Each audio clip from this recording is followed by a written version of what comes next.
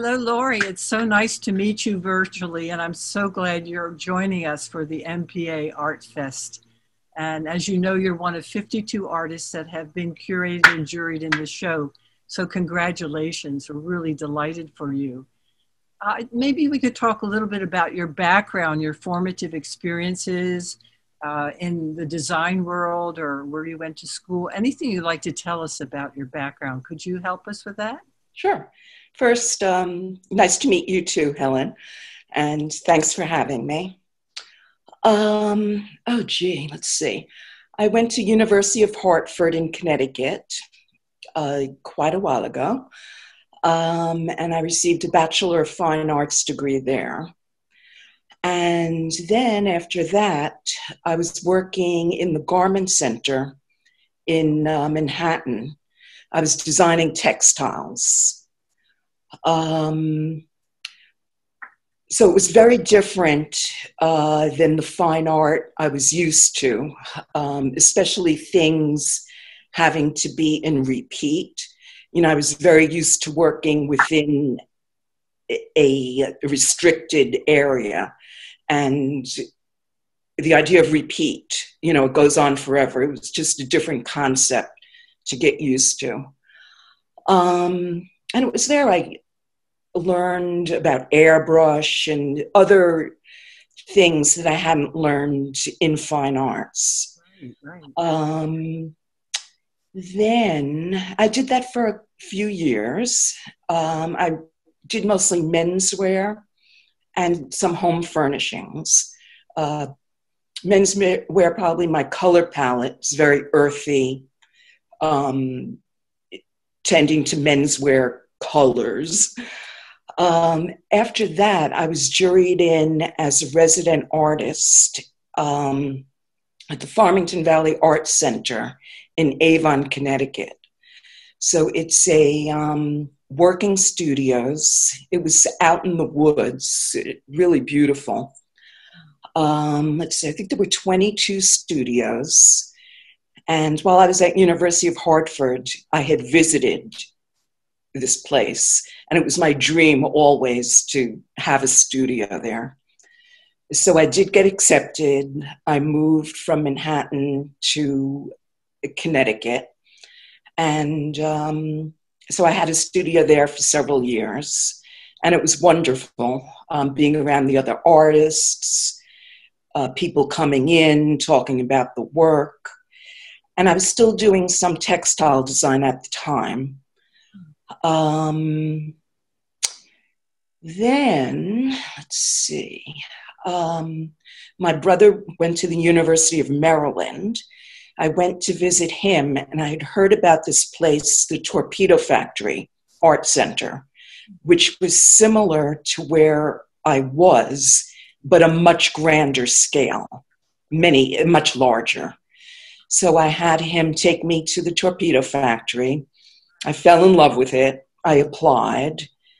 I did get accepted. And then I ended up moving to Alexandria. And I'm still there. This was back in 1980. So I've been there quite a while. Oh, I love that you stayed at a place that gave you community that you enjoy. This is wonderful. Nothing better for an artist. Oh, absolutely. Absolutely. That's great. So the other thing is you're talking about textiles, and on your beautiful website, you mentioned patterning. And I wonder if living in the forest at your first residency and the force of nature somehow carried into your vocabulary with patterning that you do in your work. It seems patterning is quite important to you. Is that right? That's interesting. I had never really thought about that direct connection. It wasn't conscious, if it was at all. It certainly wasn't consciously.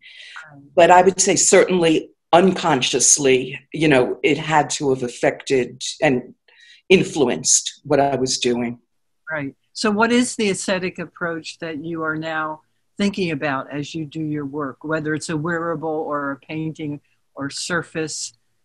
What influences you and what do you think about? And what are your core themes in your work? I love working with different materials, and especially materials that aren't artist materials, found things. So I like combining different materials. I like experimenting with a material and taking it to where it's not how it's not usually seen or used. So I'd say my focus is that, combined with that I don't like to waste anything. My son calls me a hoarder, but I don't see it that way. Eventually I use. You're not a hoarder, you're a recycler. Because Yes, thank you. So I like using items that I've kept and repurposing them that way. So I would say those things kind of drive me.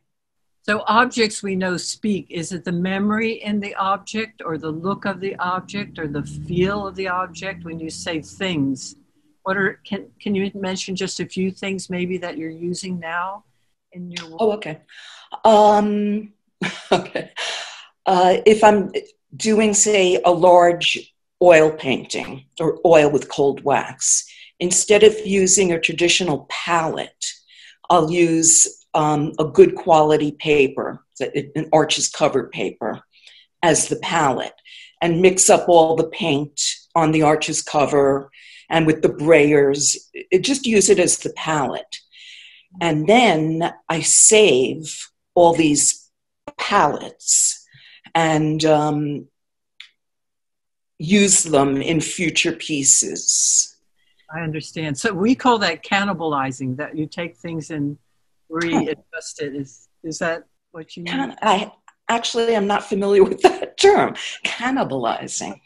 Reusing work. Yeah. Sizing and so forth. Yeah. So what are some of the things we're going to enjoy during ArtFest right now as it's on?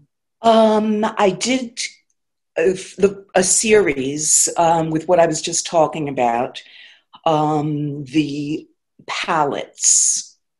I did rework them a bit with some more cold wax. I didn't take them exactly as they were.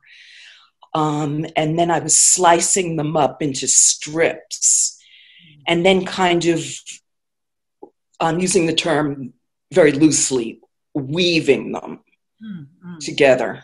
So they're kind of monochromatic, subtle, but I've been really excited about it. And do you work on more than one piece at a time? Depending on the size. In these, I did.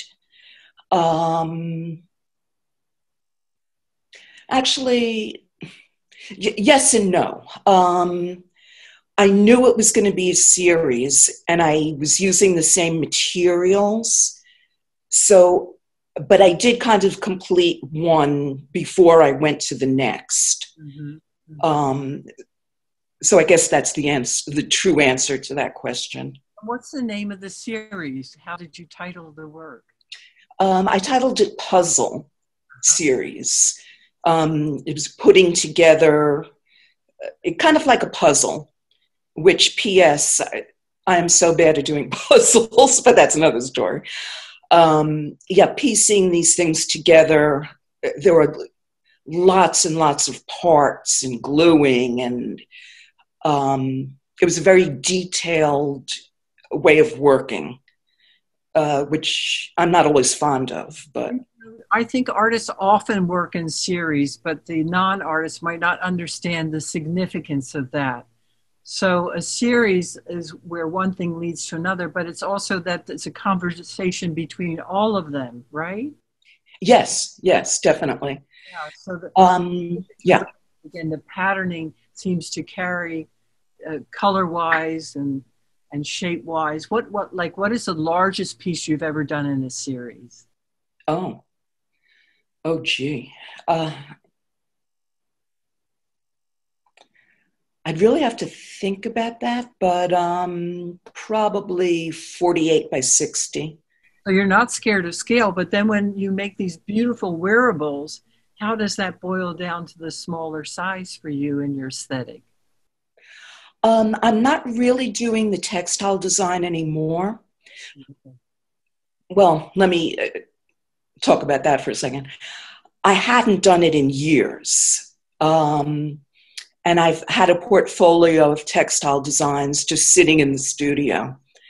And then I was approached by this company that did products. And you could, that would use textile designs. Right. So after years and years of not seeing the textile designs, I went through the portfolio, and some of them still excited me. There you go. When I did them, there was no such thing as the digital age. Right. And a lot of the things I was doing in textile design, it just couldn't be reproduced. They just didn't have the technology then. Now, anything and everything can be reproduced. So I have had so much fun going back to these old designs, having them digitally photographed and made into the products. And I've also added some newer ones. So I'm doing it in, not like I used to do it, but kind of as fun. Territory. I mean, your work seems so expansive and so many capabilities. You've talked about paint, wax, research in textiles, patterning.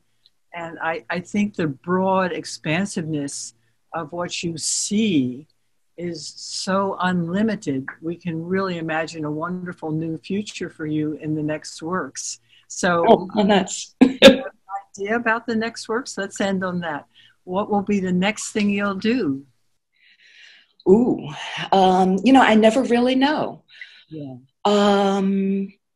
Right now in the studio, I'm working on a series of acrylic paint on the reverse of plexiglass. Ooh. So it's a very weird way of working, and I've done it before. In that, in normal work, usually the last thing you put on is what you see. In this, the first thing you put on is what you're going to see. Yeah. So you're constantly flipping it around, and it's interesting. And it gives a totally different look, very crisp. Wonderful. And yeah. What advice would you give to a young artist? Oh, wow. I know. But I found, because I grew up in the non-digital age, so much of it, you need technology now. You really, really do. So I think for young people, well, they're familiar with it and they're comfortable with it, but I think it's really going to serve them well. The use and comfortable with the technology in relation to everything else. That's a lovely way to close. Thank you so much, Laurie. It's been such a pleasure talking to you. Thank you, Helen. And enjoy every moment of ArtFest. We're very delighted you're with us. Oh, I've done it for like 10 years, and I'm so sorry it's not in person this year, but. I didn't realize that. Well, thank you 10 times over. Thanks.